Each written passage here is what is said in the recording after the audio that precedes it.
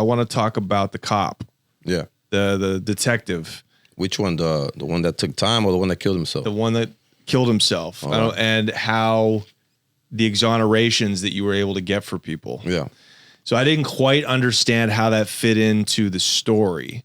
So, when we left, just to recap, you had a romantic relationship allegedly with one of the DAs, not the lead DA, but one of the assistant district attorneys on your case. You had a romantic relationship with her. Allegedly.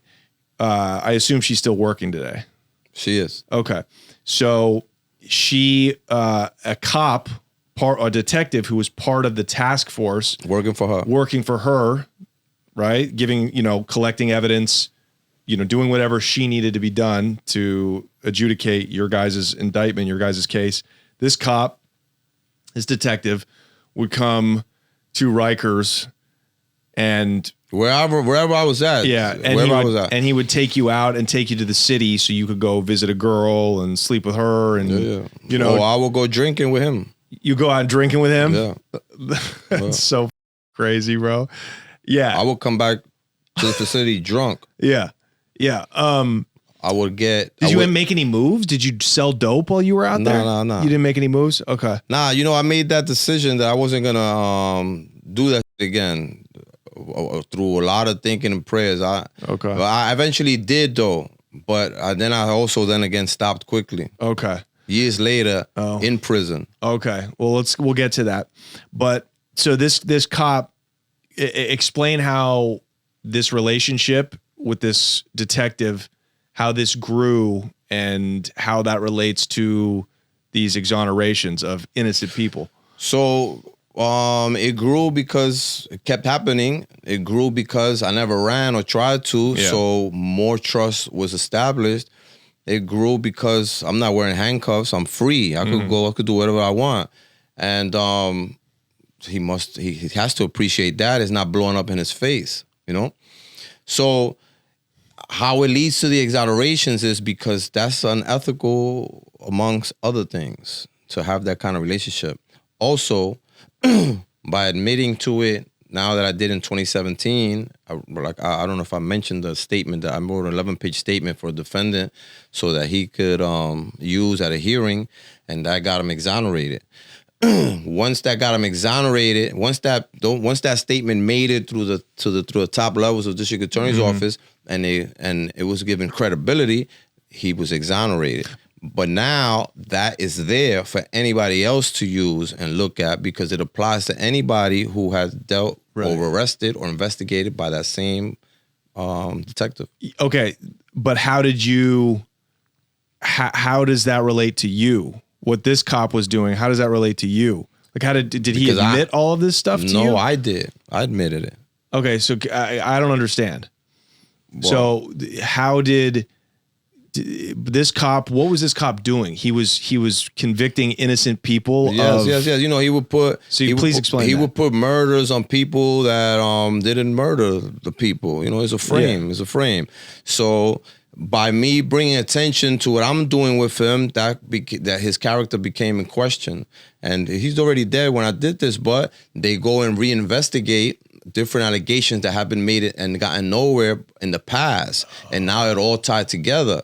So they have interviewed so far, from what I understand, 40 different people that have knowledge about this, who have talked about this now with the Integrity Bureau. I see. The Integrity Bureau, you remember I said it came after, that's a cop in Brooklyn, whose name I said earlier, and I can't remember now, 75th Precinct, that arrested, he had maybe 20, 30 homicide cases where he would pay the same witness to come and testify to the grand jury for him, and he was getting the people indicted and convicted. Wow. His name starts with an S. Okay, so was your detective, what was his name? Mark Tebbins. Was Mark Tebbins, was he admitting this stuff to you? Like, how did you know? No, that he was framing all these people? I never knew that he was framing people. That came to light after I bring to light my relationship with him. Okay. So how do we get to that? He eventually shoots himself to death, kills himself. Yes. Over guilt, we think. That's what I perhaps believe. That's what I believe. When did he kill himself? What year? We gotta look. You want me to look it up? Was it into your stretch? Yes. Were you in prison when he did it? Yes. Okay, so you were in prison. That's okay. I don't want to interrupt, but so you were in prison when he did it.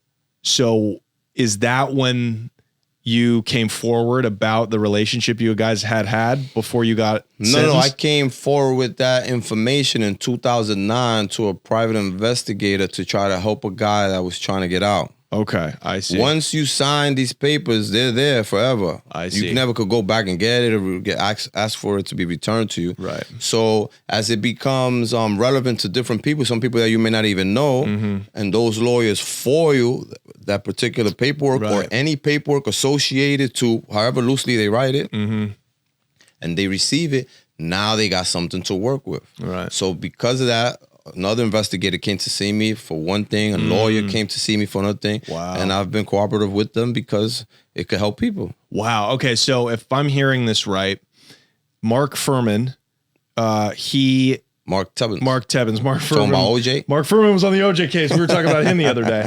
He also probably put some cases on people that were innocent. So the detective Mark, after he killed himself, that kind of opened up the rabbit hole for all of these old murder cases to get looked at again, right? Yes. And because they were like, this dude's sketchy, and all these people who were appealing it, all these people that were sitting in prison who were not guilty, who were innocent. And so from there, they saw, basically investigators saw that you had something to do with it, a relationship with him. Yes, sir. I never mentioned it before while he was alive because I benefited a lot from him. Right. And I appreciated, in fact, him because I got provided freedom. For sure. You know what I'm saying? Years while you were. So once I knew that it cannot affect them, now is that I've been open to discuss it. Right. So what kind of things were you telling the investigators? I told them where we went drinking. Yeah. I told them different addresses where I went to go have sex. I told them that, it's not so funny, but it's so wild now that I think of it. I told them that he has impersonated me as his partner to go into different areas and do different illegal things, you know? What kind of things was he doing? He was searching for people. Yeah. And, he's questioned witnesses in front of me. That's definitely no good. Super illegal. He's got a guy that shouldn't even be out of jail. Yeah. But he's telling him I'm his partner that day, Wow. And all these things were like high adrenaline things that were going on for me, because at the same time I'm thinking, do I escape today? Do I escape tomorrow? What should I do? Right. And then sometimes I'm getting weed and cigarettes from him to take back to Rikers Island where I'm at to sell. Yeah. So little by little, even if it's little things that could be considered trivial, they are heightened where I'm going. Right. Pack of cigarettes I'm selling for $100 to the Chinese gangs. And weed, you're not supposed to have weed in jail, that's for sure. Yeah. So, but to him, cigarettes is nothing, and to him, weed is nothing. So it's not like he don't feel like he's doing anything. Right. So you would just sign statements from the investigators that were working on other inmates' appeal, basically. No, I only signed one statement, and it was made by me. It's 11 pages, and I listed everywhere we went, everything we've done, everyone I saw, and ways that they could go check. Like I bought at the time for my girlfriend at the time, my child's mother now, flowers at a certain flower shop, and I would always sign my name. Right. So I told them the flower shop, and where they go to the flower shop, they find those records, they're gonna go, how the f he was here buying flowers? Right. Right. It's only one way. And then one of the girls came forward and she confirmed that I've been to her house a bunch of times. And then I provided pictures of myself in the streets, time-stamped during that time. So it wasn't hard to believe. Right. I've been seen and I've been reported during that time. Wow. But the phone calls went to that DA. Right. And so they didn't go nowhere past there. Wow. That's so crazy. So then the rumor started because two of my outfits were found in her office, and nobody could explain how that got there or why it was there, you know? So different little things that could mean nothing but mean something started to bother the senior guy that came to take her place. Okay, do you realize you could have got off? You probably could have walked if you had told. If she... Or you could have got out even earlier than you did. Nah, listen, there was a war up there against her for giving me this plea bargain, bro. That's what I mean. So if you had gone to her bosses and said, I want to tell you let's sit down, let's talk tea. Yeah, I've been banging the DA. I couldn't do that. I couldn't do that because, like I said, allegedly, I never said but you're a good that. guy. But I'm saying, like, bro, did you ever see Griselda, the Cocaine Cowboys? I seen Griselda because she was in Sing Sing with me and she was the ringleader of the crew that stabbed me. Hold on. No. That's wild. No, that's what I call the jailhouse legend. Oh, okay. He looks like her. Oh, wow. Yeah, she was an ugly broad. But listen, if Cocaine Cowboys is about the 70s and 80s, and a part of it is about Griselda's drug crew, Griselda Blanco from Colombia, and she had all of these, so many bodies on her. She was like a serial killer, right? So her Rivaldo. That's her first name. But his last name is Rivera. Oh, okay, so that's why I call her him main Rivi. hit dude, right? Yes, exactly. So he's facing the death penalty, right? He's in Miami-Dade County Jail, fighting the biggest federal, indictment of a drug crew like ever. He's having phones with just the secretary to the U.S. attorney on the case. Not even contact, phone. Really? Yes, and they kind of brush over this at the end of the documentary. So I looked into it. Just from him having phones with the secretary to the U.S. attorney, they freak out so bad that they give Griselda, who should literally be on death row for what she done, chainsawing people to death, murdering kids, like they gave her 15 years.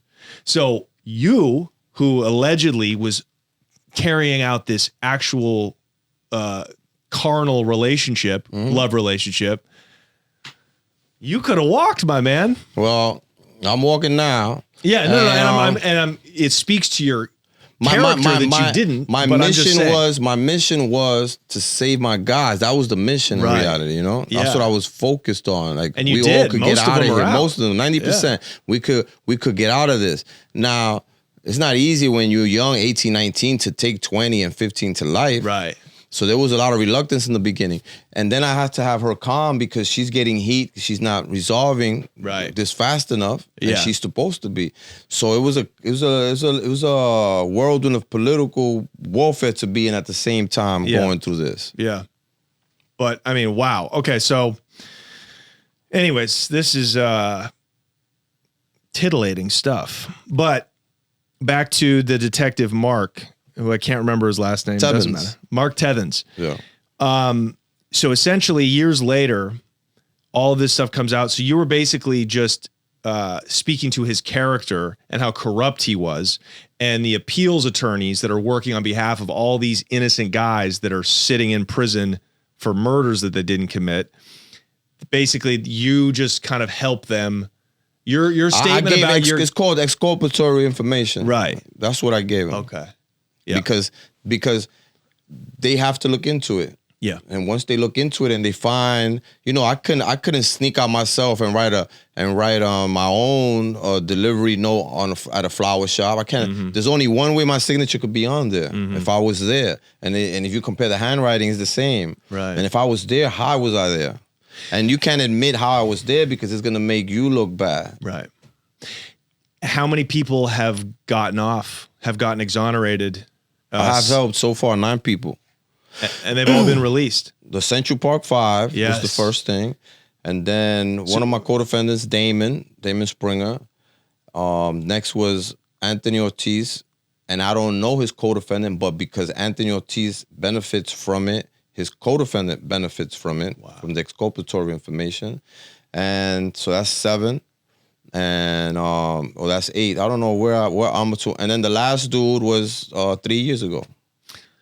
Wow. And so Mark. And right now I'm actively working with lawyers for Corey Jackson, who's doing 100 to life. He's been in since he was 14, 15 years old, since juvie. Yeah. He has 33 years in. Yeah. He's in Sing Sing.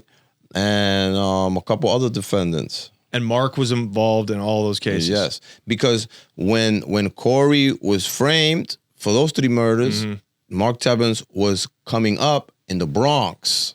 Right. Early in his career. Yeah. So he wanted that. And through that work and other work he did is how he ended up going to the top spot. And that explains the reasons that detectives like this will pin bodies on people even though they're not sure they're the ones who did it. It's because they want to move up. They want to move up, and their unfortunate, sad, ignorant mentality is if he didn't do this, he did some other shit, and he deserves the time anyway. Right. You know? Right. Yeah. That's how they look at it. And so you think this is why Mark ended up blowing his brains out? Yeah, that's my belief. I don't know what anybody else believes, but I know from that from the engagement that I had with from that during that time, that's what I would bet my money on. For sure. And it sounds like he was a drinker too, right? Yeah, we were both drinkers. Yeah. He, obviously was drinking more than me. I had to go back to Rikers Island. Yeah. He could keep the party going afterwards. Right. That unit became a mess. And I think I sent you, Brian, information on it. That unit lost another guy, top guy. How? He walked out of their car on his way to court, and they didn't realize it till they got to another borough. Yeah, to another borough. He walked out of their car? What does that mean?